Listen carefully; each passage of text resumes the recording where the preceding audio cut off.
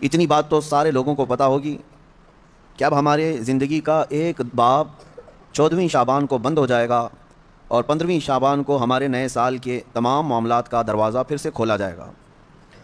یعنی اس رات کو اللہ تعالیٰ فرشتوں پر تمام معاملات کا حکم نازل فرماتا ہے کہ فلاں بندے کے ساتھ سال بھر میں کیا کیا ہونا ہے. اس سے پہلے کہ نئے سال میں ہمارے لیے کیا کیا ہونا ہے، یہاں تک کہ یہ تک حکم آ جاتا ہے کہ کتنے لوگ پیدا ہوں گے اور کتنے لوگ دنیا سے جانے والے ہیں. کئی لوگوں کے متعلق حدیث پاک میں ہے اس رات ان کا فیصلہ ہو چکا ہوگا کہ اب یہ دنیا سے جانے والا ہے، لیکن وہ بندہ اپنی شادی کی تیاریوں میں مصروف ہوگا. کسی کے موت کا پروانہ جاری ہو چکا ہے لیکن وہ اپنے گھر بنانے میں مصروف ہوگا، وہ اپنے کاروبار کے ترقیاتی کاموں میں مصروف ہوگا، اسے اندازہ تک نہیں ہوگا کہ اس کا فرمان نکل چکا ہے.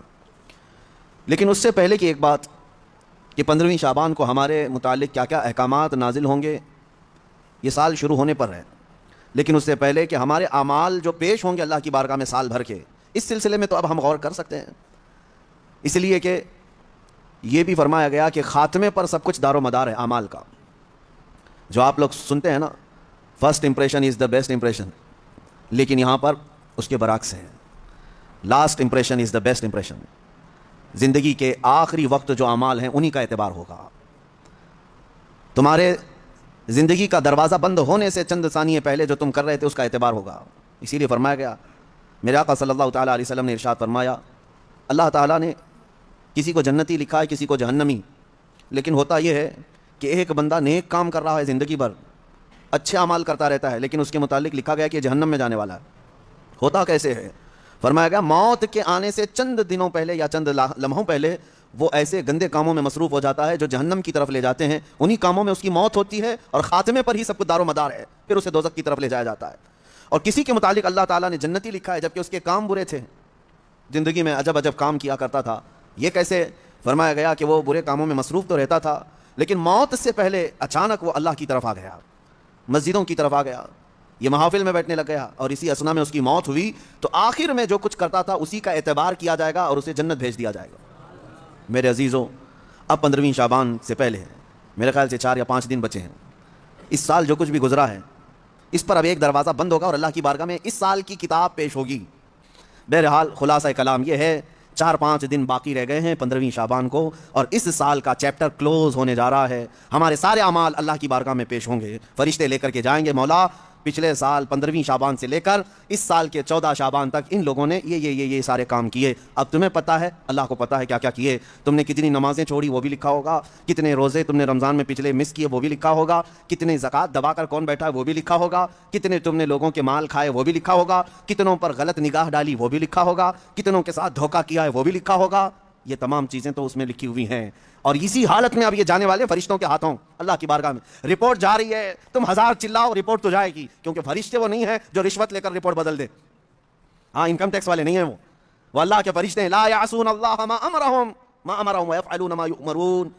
اللہ نے جس بات کا انہیں حکم دیا اس میں ایک رتی برابر وہ نافرمانی نہیں کرتے. جس بات کا انہیں حکم دیا گیا وہی کرتے ہیں. وہ اپنی ڈیوٹی کے پکے ہیں، لے کر جائیں گے، ابھی سب کے اعمال لے کے جائیں گے.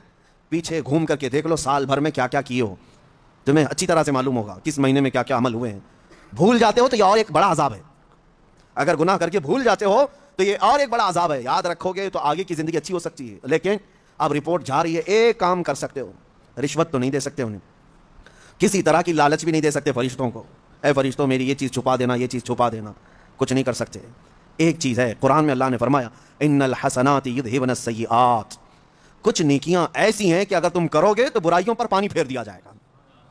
رپورٹ تو وہ لے کر ہی جائیں گے، لیکن 4 دن میں کچھ ایسا کرو کہ اس رپورٹ کے اوپر صرف اور صرف تمہاری نیکیاں ہی درج ہوں، باقی سارے گناہ ویسے ہی مٹا دیے جائیں.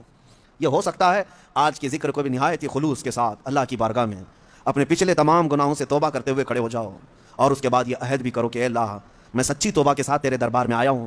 میں جب جب بھٹکوں، جب جب میرا قدم ڈگمگائے، آج اتنی دعا ہے کہ مولا میرے قدموں کو سنبھال لے اور مجھے دنیا میں ڈوبنے سے بچا لے.